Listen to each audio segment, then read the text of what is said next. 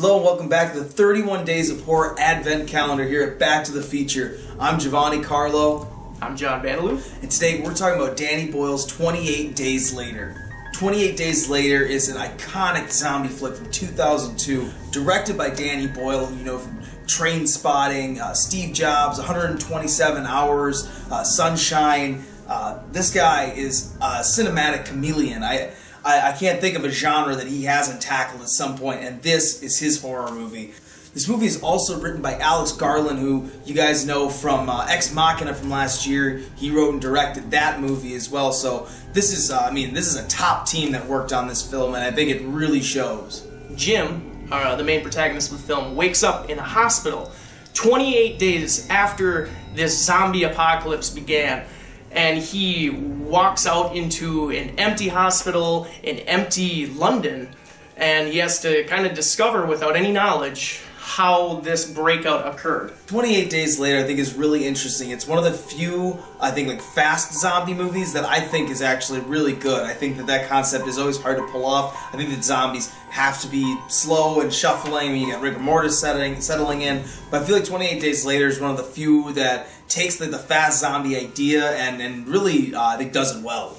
I think it's very effective in its way too, because the world that Danny Boyle creates is so desolate and so empty. Mm-hmm. And honestly, I think it's one of a huge achievement in cinema. What he did with that opening sequence in London, having it empty the way it is. I mean, this film feels very authentic in that way. Like, it actually feels like London is completely empty.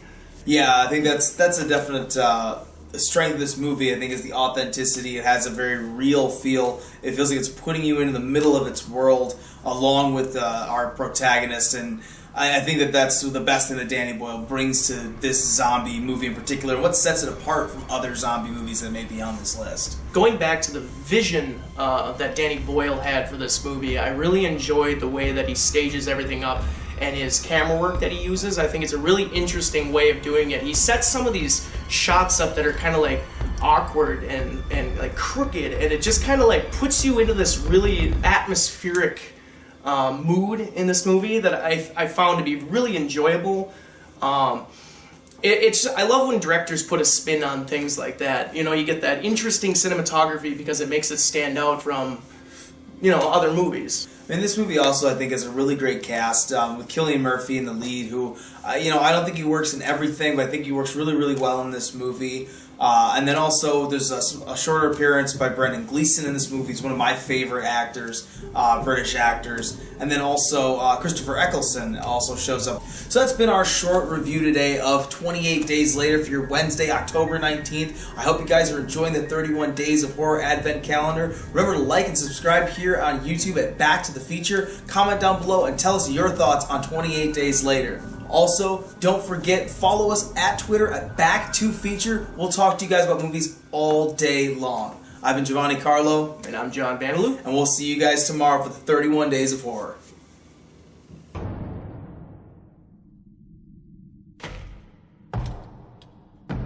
Hello! Hello!